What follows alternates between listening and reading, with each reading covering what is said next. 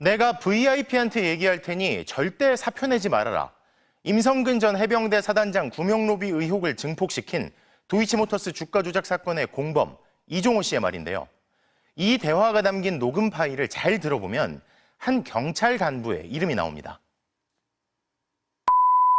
서울 저 치안감 별 2개 다는 거 아마 전화 오는데 별 2개 달아줄 것 같아.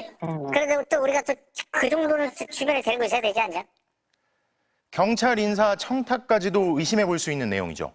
그런데 올해 초 이 경찰 간부가 수사에 외압을 행사했다는 의혹을 받으면서 경찰청장이 감찰을 지시하고 징계위까지 열렸는데 결과는 어땠을까요? 아무런 징계를 받지 않은 사실이 확인됐습니다. 먼저 손구민 기자의 단독 보도부터 보시겠습니다.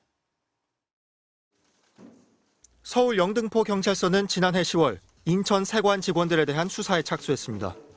다국적 마약 조직의 필로폰 밀수 과정에 도움을 줬다는 의혹이었습니다. 다른 한 조직원은 갖고 있던 가방을 무심코 검사대에 올려놨는데 세관 직원이 이를 만류하고 입국장으로 곧장 보내줬다고 경찰에 진술했습니다. 그런데 그 무렵 지휘 라인에도 없는 서울경찰청 소속 경무관이 수사팀에 전화를 걸어왔습니다. 이종호 씨 통화에서 별 1개 경무관에서 별 2개 치안감으로 승진할 거라고 언급된 조모 경무관이었습니다. 조 경무관은 수사팀장에게 세관 수사를 해 국정 운영에 부담을 줘선 안 된다는 압력성 발언을 한 걸로 확인됐습니다. 이 일이 언론을 통해 알려지자 경로한 윤희근 경찰청장은 있을 수 없는 일이 벌어졌다며 조 경무관에 대한 감찰 조사를 지시했습니다.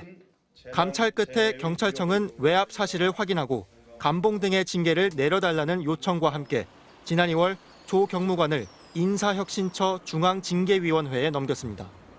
하지만 지난달 초 인사혁신처의 결론은 불문, 즉 징계 처분을 내리지 않았습니다. 부적절한 통화를 한 건 맞지만 책임을 물을 정도는 아니라는 이유였습니다. 치안감 승진 심사를 앞둔 조 경무관에게 징계 조치가 발목을 잡을 수 있는 상황에서 경찰청장이 강력한 감찰까지 지시했는데 최종 결론은 정반대로 나온 겁니다. 이에 윤 청장은 대신 이달 4일 조 경무관에게 직권 경고 조치했습니다.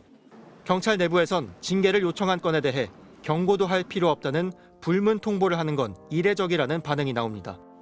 조 경무관의 승진과 징계 축소 과정에 이른바 도이치모터스 공범 이종호 씨나 이 씨가 누군가를 통해 개입한 건 아닌지 의혹이 있는 이유입니다. MBC 취재진은 이 씨에게 조 경무관과의 관계와 의혹에 대해 물었지만 답을 받지 못했습니다. 또 조 경무관에게 여러 차례 연락하고 현재 근무지에도 찾아갔지만 마찬가지였습니다.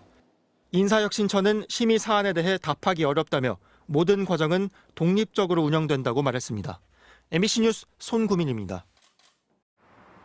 서울 영등포 경찰서 수사팀장이 처음 조모 경무관의 전화를 받은 건 지난해 10월 5일로 다국적 마약 조직 일당 검거 브리핑과 국정감사를 닷새 앞둔 시점이었습니다. 해당 팀장의 계급은 경정으로 경무관보다 2단계 아래입니다. 지휘선상에 있지 않은 사람이 전화하면은 상당한 강도로 처벌을 받거든요. 당시 수사팀은 마약 밀반입 과정에 인천공항 세관 직원들이 연루된 정황을 포착한 상태였습니다. 수사팀장에 따르면 조 경무관은 첫 통화에서 관세청이 어떻게 되는지 알아봐달라고 했다며 말문을 열었습니다. 이어 수사 브리핑에서 세관 수사 내용까지 밝히는 건 국감에서 야당 좋은 일만 시키는 거라고 말했습니다. 관세청에는 같은 정부 일원이니 무리하게 안 할 거라고 미리 말해뒀다는 얘기도 했습니다. 두 사람은 일면식도 없던 사이였습니다. 갑자기 전화해가지고 이런 말씀을 하시니까 제가 상당히 당황했고 그리고 약간 압력을 느꼈습니다. 열흘 뒤 이어진 두 번째 통화에서도 조 경무관은 자신이 관세청과 어떤 관계인지 설명했습니다. 사무부장 오기 전에 공항 경찰 단장을 했어요. 그래가지고 이제 거기서 저한테 협조를 요청한 거예요. 관세 청장께서 굉장히 신경을 많이 쓴다. 회유성 발언이 이어졌습니다. 특히 이제 관세청이나 경찰청이나 다 정부 입장이기 때문에 정부의 일원이고 그래서 타 기관을 최대한 예우하면서 부담 없도록 왜냐면 스스로 침 뱉는 거기기 때문에.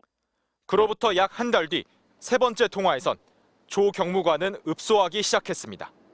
수사 외압 의혹이 언론에 기사화될 조짐이 있었기 때문입니다. 이번에 서울청 세관부장하다도 승진이 안 되고 그래서 이번에 마지막으로 정말 열심히 하고 있는데 이게 언론 보도 나면 이 기회마저 정말 어려울 것 같아서 정말 다급한 심정으로. 진급 이야기도 합니다.